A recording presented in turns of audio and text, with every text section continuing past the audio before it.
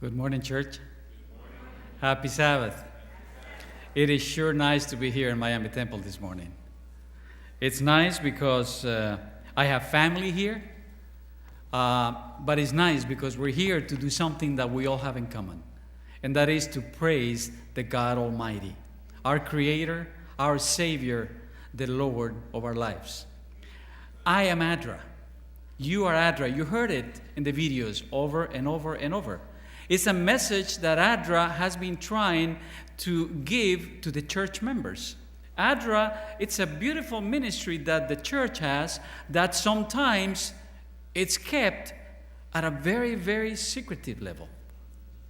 But Adra does a beautiful ministry, and I want you guys to be part of Adra. For you, each one of you, to be Adra. Wherever you are, whatever you're doing, for you to be Adra. Adra has been the agency of the church that does humanitarian and development work for over 50 years. And Adra has activities in over 125 countries around the world. Now, Adra has the privilege of reaching out to people that church members or the church itself will never have the opportunity of reaching. Because it doesn't matter what religion they are, it doesn't matter what background, what political affiliation they may have. All they have to be is be in need and be vulnerable. Adra cares for the most vulnerable. Adra cares for the needy. Now, why? Because that's what Jesus told us to do. That's what Jesus told us to do. Now, I was just talking to your pastor, and he was asking me, where is that at? That the last video that they were showing. This is in Nepal. I was there in December with one of my colleagues, and I had the privilege and opportunity to talk to and spend some time with some of these women, with some of these children that were also helping to go to school, to get better education, with some of these teachers that were training so they can do their job better, and the children in their communities can become more capable of solving their own problems. So Adra's humanitarian work is what a lot of the church sees. But Adra's development work is a lot of what Adra does. Actually, it's the majority of what Adra does. You guys have with you a lot of material, and I see some of you using your fans, your Adra fans. Yeah, it's hot and humid here, but luckily, right here inside the church is very comfortable. But you have some magazines that Adra sends around to its donors, and also have a very special magazine that we produce every year called the Adra Gift Catalog. Now, there you will see about 100 examples of how you, here in the Miami Temple Church, how you as an individual can be Adra to many people around the world. And all you got to do is look at all those projects there. Choose one. And you can contribute as much as you can by mail, on the web, or on the 800 number. Either way you want to do it. And that's a way that you can identify and you can be part of Adra. Here in Miami Temple, and whether it's Nepal, Tanzania, Yemen, South Sudan, you name it. Now, why is Adra so important to the church? And we're going to see that. I just came back from Yemen. I spent 2.5 weeks in Yemen. Yemen is a very, very interesting country. It's a very interesting country. Now, when is this on? Is this on? Yes? Okay. Now, when people ask me, when I try a new food, and they ask me, how was it? And I don't quite know what to say because it didn't really have the taste that I enjoy, or I say, it was interesting. it was very interesting. So interesting can mean good, but it can also mean strange. It can also mean that there's a lot of unknowns. And Yemen is one of these countries that is a very, very interesting country. I've been on and off to Yemen since the beginning of 2002. And every time I go, I get to know more about the people. And I get to know more about their culture. And I get to know more about how we, the church, ADRA, is supposed to be in Yemen. Now, why do I say that? Because in 2002, when I went there wasn't one Adventist in Yemen. In 2013, when I went last week, there isn't one Adventist church member in Yemen. Still, 12 years difference. And we still do not have one Adventist member in this country. Now, why are we still there? Are we wasting our time? Are we supposed to only be there because we want to have people to get them into church, baptize them, and turn them into Seventh-day Adventists? Well, in Yemen, it's against the law to preach the gospel. Actually, if you change your religion from Muslim, you will be stoned and killed by your family members. So it's against the law. And if they catch you trying to convert anybody, you will be expelled out of the country. Now, out there in Yemen, we have two families that are expats, that are Adventists. All the rest of our staff are locals, and they're all Muslim.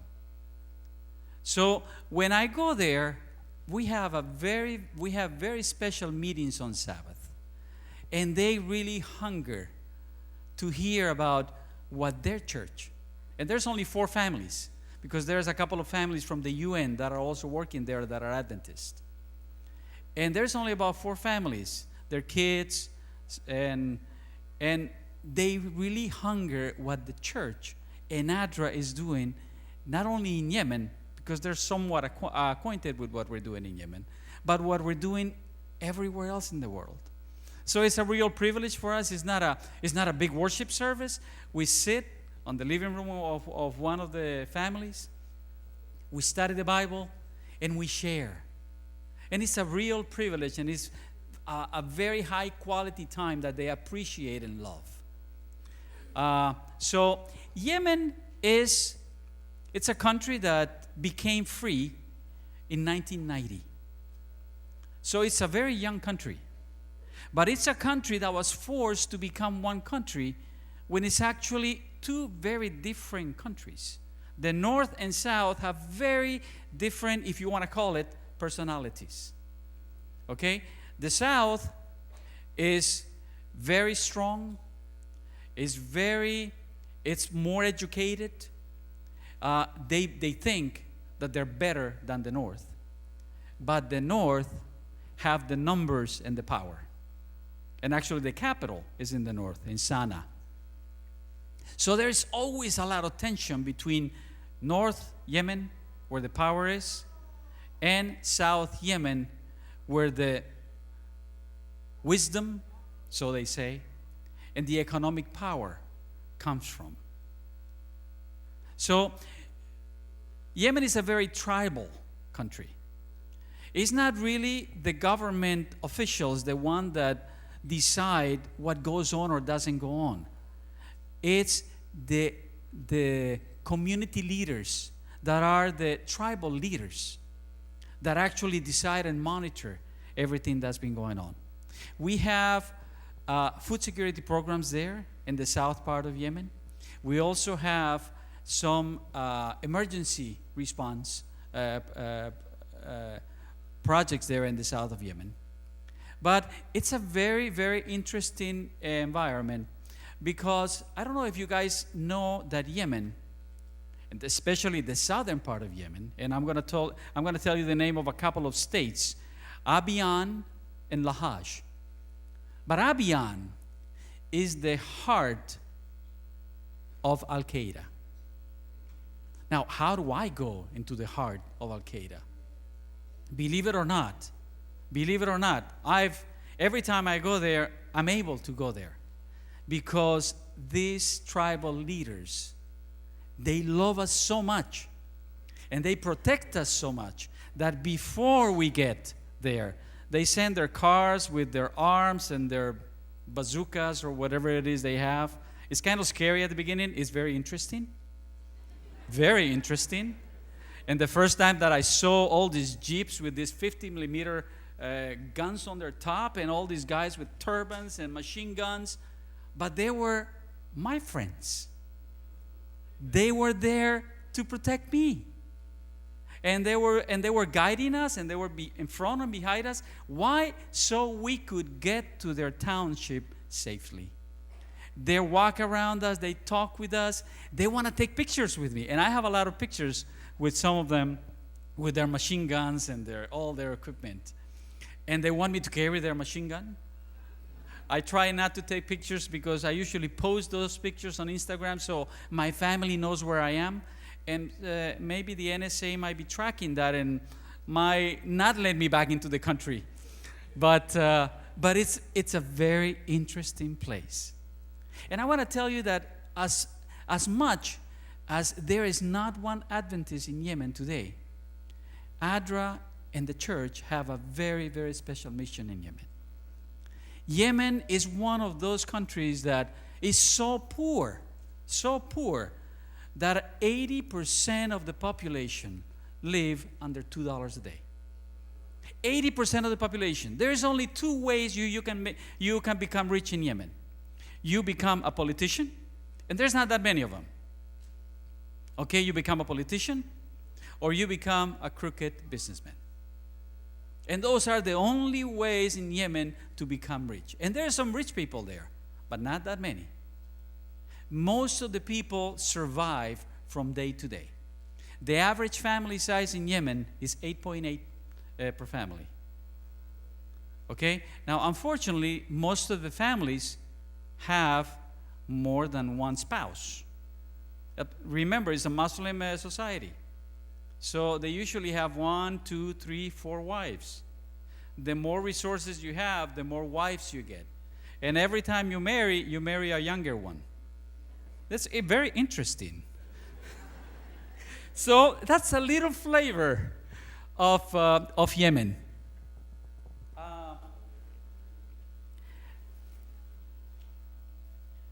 The certainty of Christ in my life is I don't want to break this, it's very loose.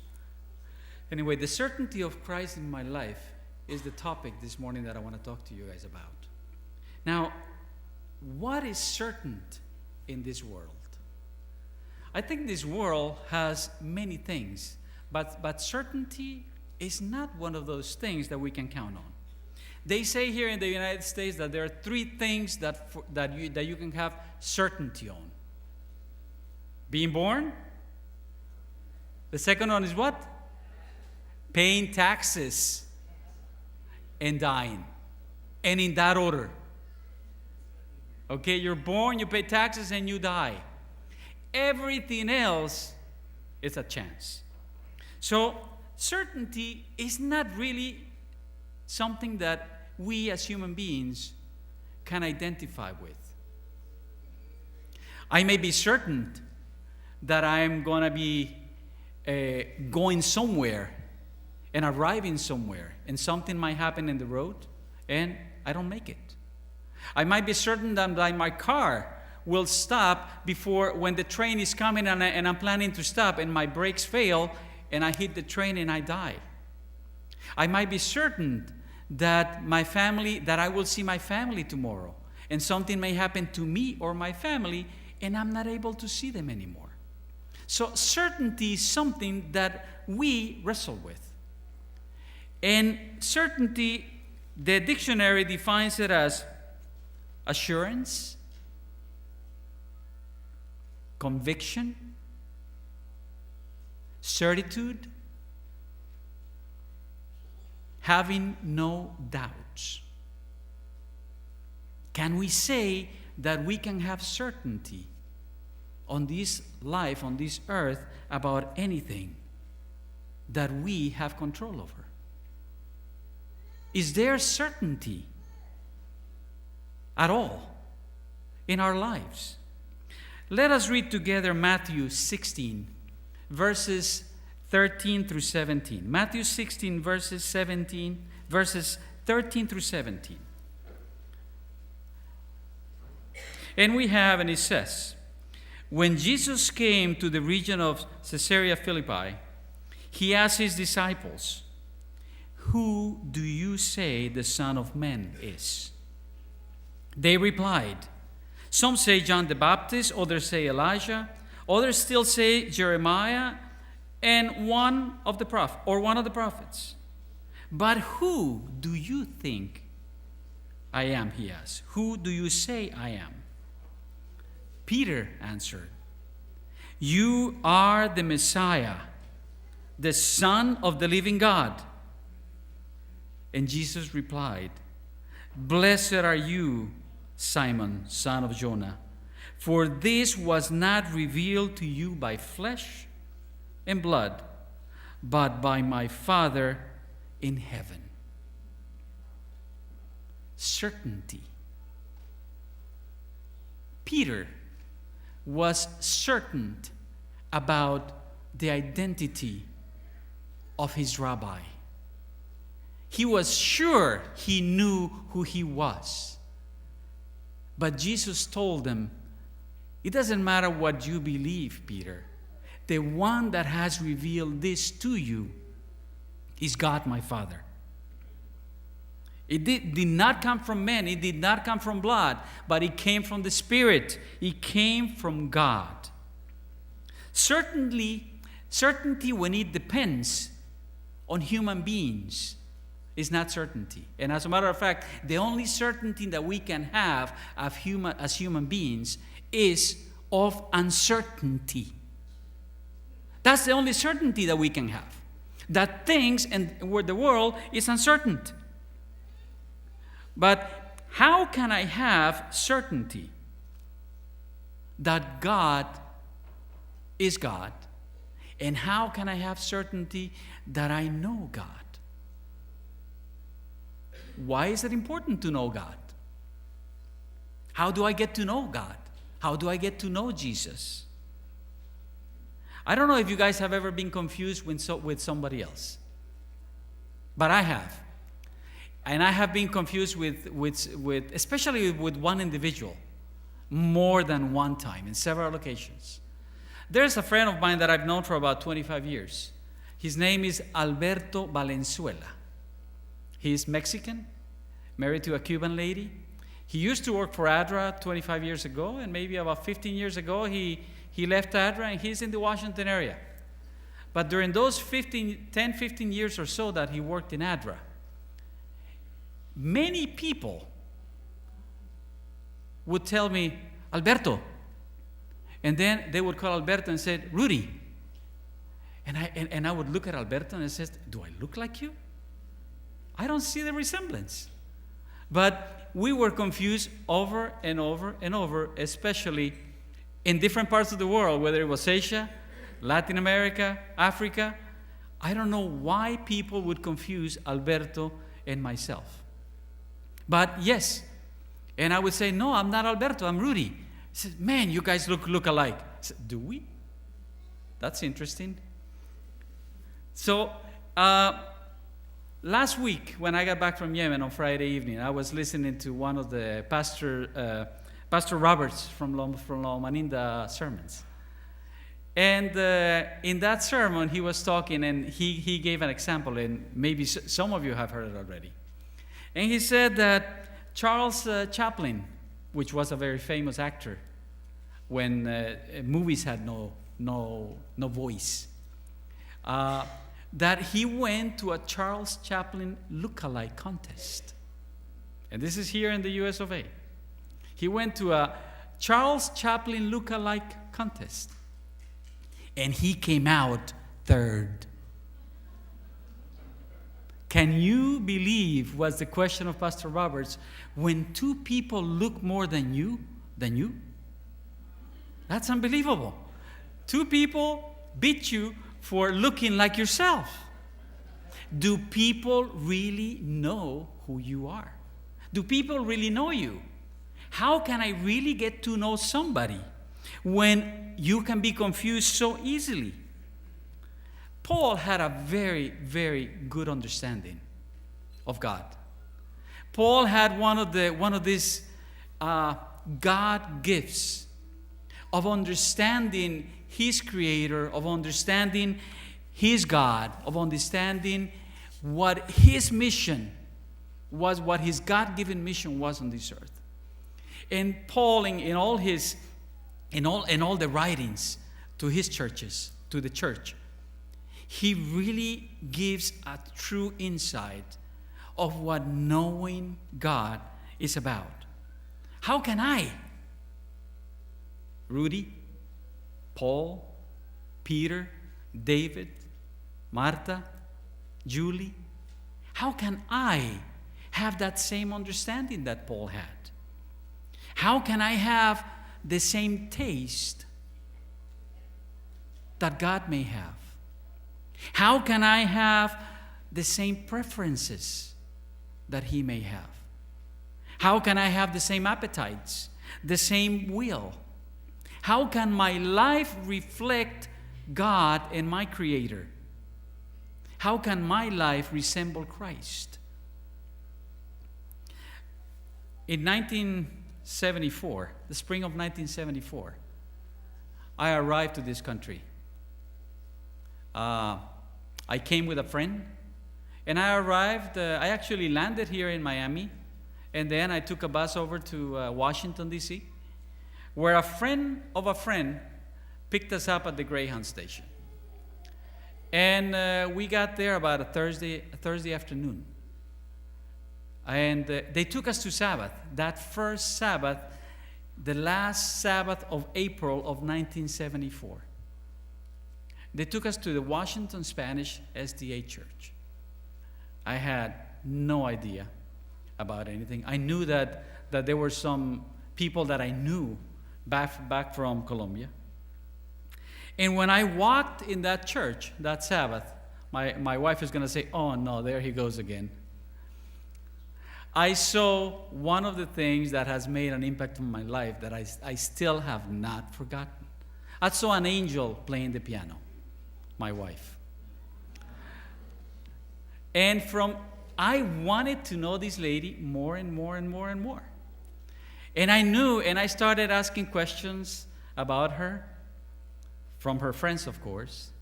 And I wanted to know everything about Martha that I could. And I started to try to spend some time with Martha.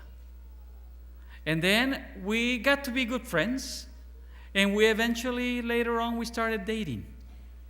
It wasn't too long after I met her, maybe 3 months down the pike, we started dating. And we've been married for 36 years in 10 days. The 10th of July will be 36 years. We dated for over 3 years. And I want to tell you one thing, that there is nobody in this world I know better than my wife. And I think that I have witnessed her life. I can predict how she will react.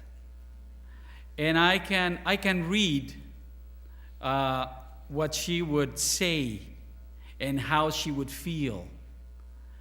And I think we're gotten to the point that we're not alike. She's much better looking than I am. But I think that I am proud to know my wife the best.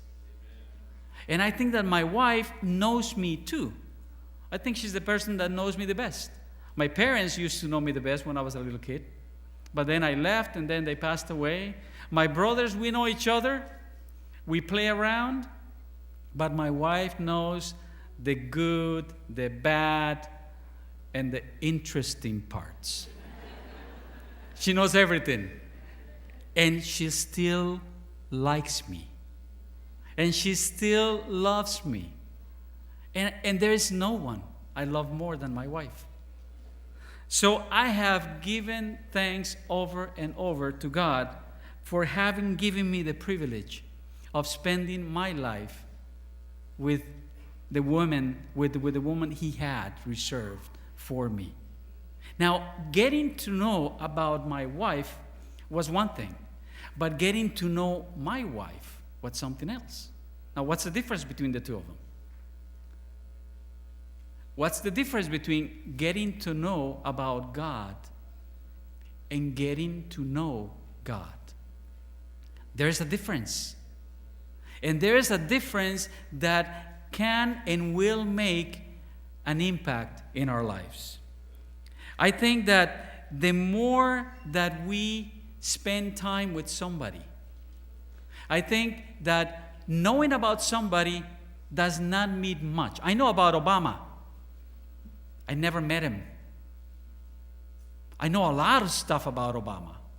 I know a lot of stuff about Clinton. Never met the guy in my life. I saw him once, but I never met him. I know about a lot of famous people, but I don't know them. Why? Because I have never had a personal relationship with those individuals. Now, with my wife, it's something else. I have had a personal relationship with my wife, and I know, and I'm proud to know my wife. Now, let's look at Galatians 6, 7 through 10. Galatians 6, 7 through 10. And he says, God cannot be mocked. A man reaps what he sows. The one who sows to please his sinful nature, from that nature will reap destruction. The one who sows to please the Spirit, from the Spirit will reap eternal life.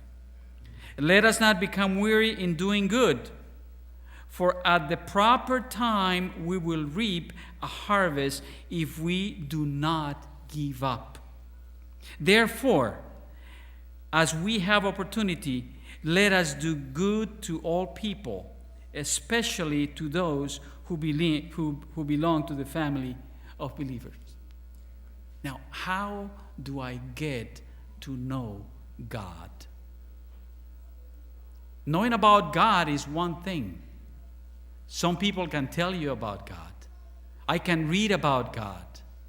I can see movies about God, of somebody else's view of God in their lives.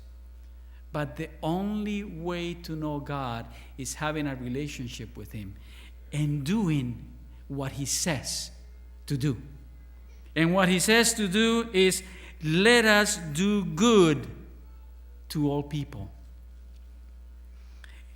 In Matthew 22, 37 to 39, Jesus says, love the Lord your God with all your heart, with all your soul, and with all your mind. This is the first and greatest commandment. But He doesn't stop there.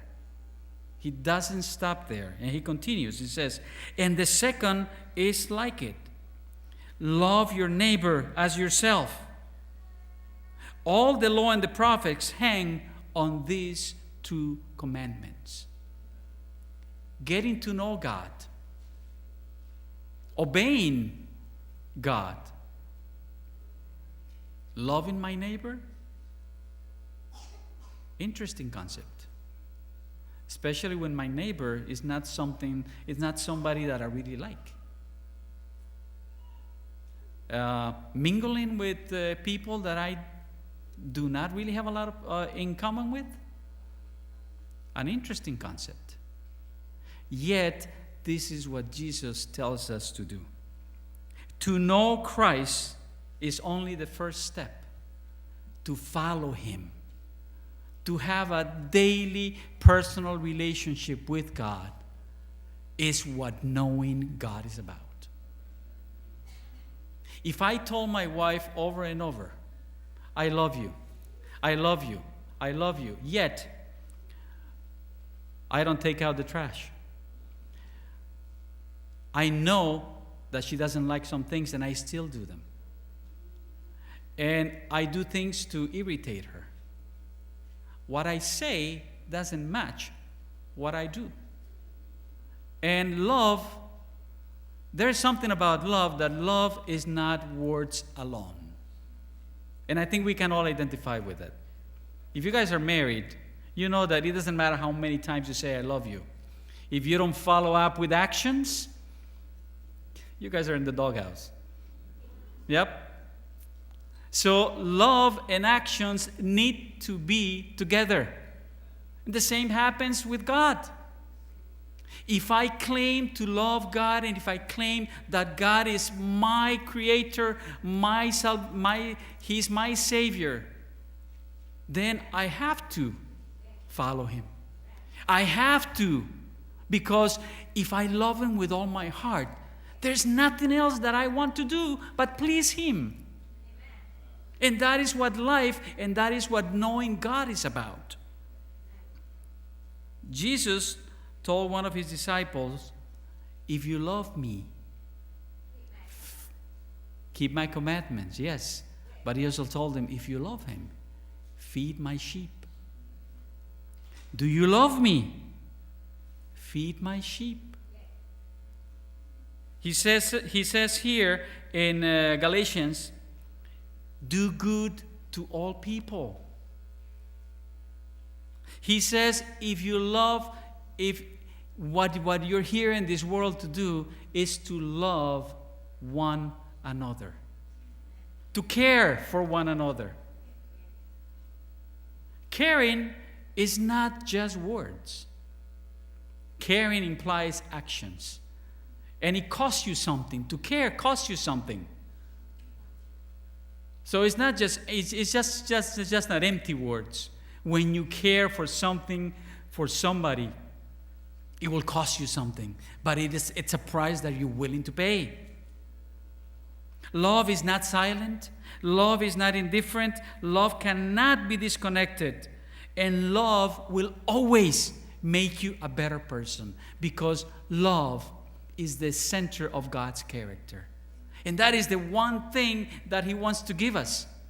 That is the one thing that He wants us to emulate, how He wants us to emulate Him. He wants us to love everyone around us and to show the people His love. Now, that is what ADRA is doing.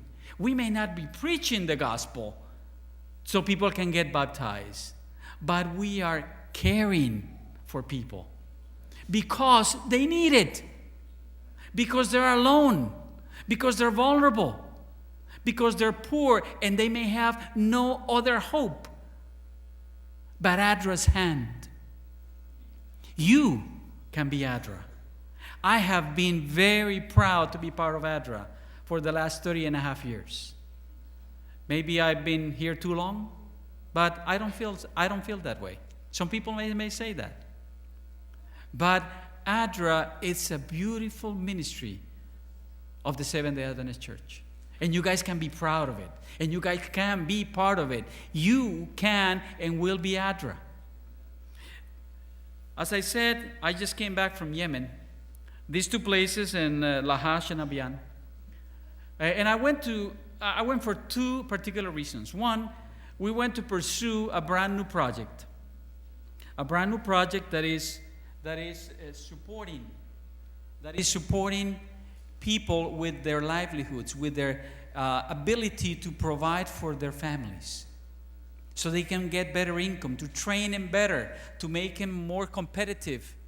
Whether they're fishermen, whether they're trader, whether they're trading goods on the street or selling food or making food or whatever it is, so they can have better entrepreneurial skills, so they can provide for their families better. That's the project that we were working on.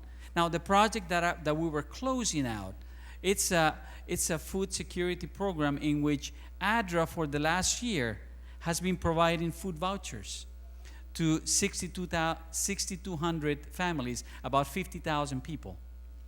Every month, we provide a food voucher to the family. The food voucher is worth $76 in US dollars, but it's in local currency. And it should provide about 75% of the family's needs as far as food is concerned. Now, we don't give them wheat, flour, rice, or oil. No, we go and have arrangements with the local merchants of their own community. And we have agreements with them and we choose 16 commodities, 16 different food items that they can choose from. And they're in the voucher. And they can choose anything they want out of those 16 commodities, whether it's rice or beans or tuna or cheese or yogurt or milk. Whatever it is, they can spend all their money in milk if they want to. But those $76 for the 2 weeks, they trade them at the store. At the end of the month, the store owner comes with all his vouchers and all the signatures, and he gets his money from ADRA. Now, we've been working like this for the last year with these 6,200 people, and now we're facing over that these families, instead of getting more handouts, which is the humanitarian side of what we do, that they actually are able to provide better for their families, that they get jobs, that they get what they need so they can feel proud of themselves. There's a lot of comments that I heard from my staff. We had a meeting with all my staff there, 34 people that were working on this particular project, field people, all of them Muslim, by the way, not one Adventist. And I like what I heard this one field worker say to me. I was saying, you guys have been working in the communities. I have been with you to those communities many times, and I've heard a lot of stories. I've seen a lot of people. I could not tell you their names, but I've seen a lot of changes that have been taking place in this last year. You tell me what has been the impact that you have felt and have seen in these people's lives. And people talked about the ability to feed their families. People talked about their children getting stronger. One older man told one of our employees that I was bones and skin a year ago. Now I have fat in my cheeks. I can grab my cheeks. And he was so proud of it. And the same thing was happening to his family. But I really got impressed with this individual.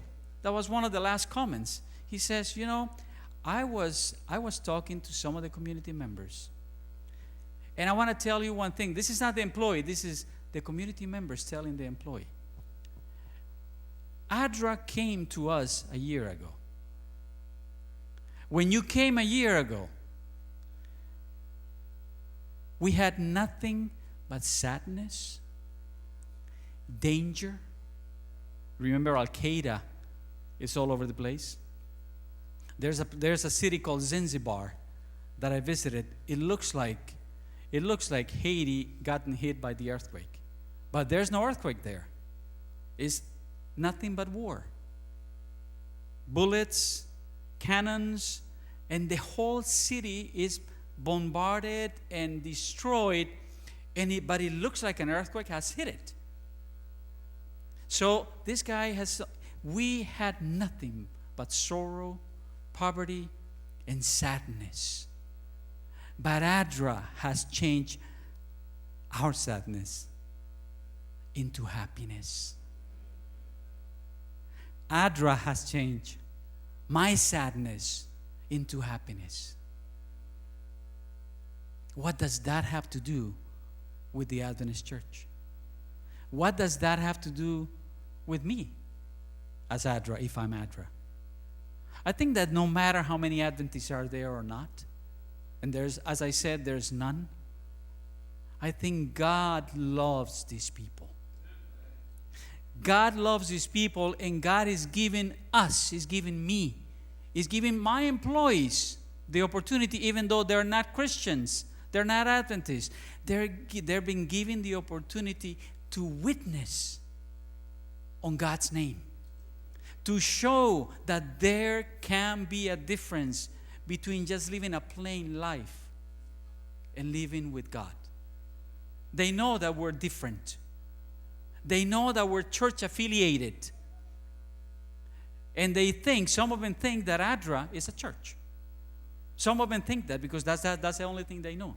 He says, you in the ADRA church. And yes, we cannot divorce ourselves from the Adventist church. As a matter of fact, the first letter of ADRA, A, is called Adventist. Adventist Development and Relief Agency.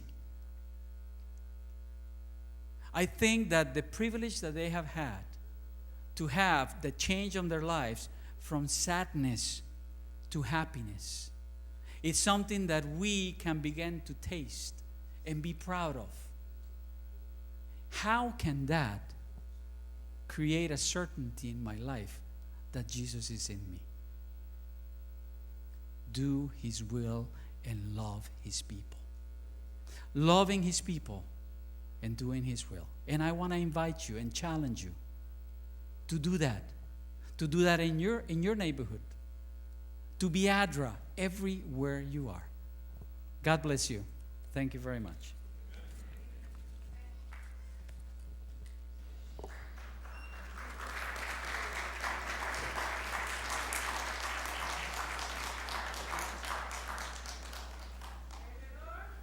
Amen.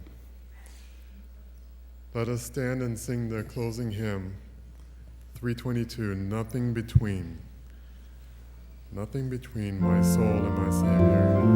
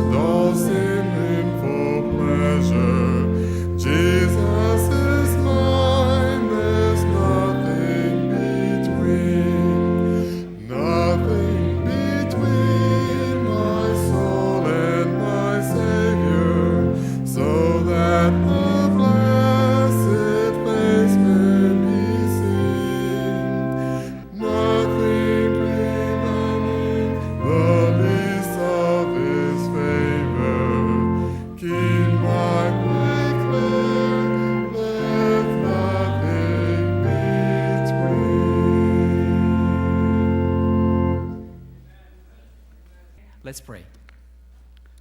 Our Father in heaven, our Lord, we thank you, Lord, for being so loving to us.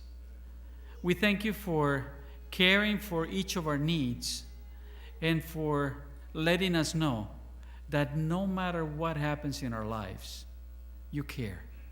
You care for every aspect of our lives. Help us, Lord, serve you, and help us love you back, doing what you ask us to do. Help us know more than knowing about you, but help us truly getting to know you on the daily relationship that we have with you, Lord. In Jesus' name we ask you. Amen.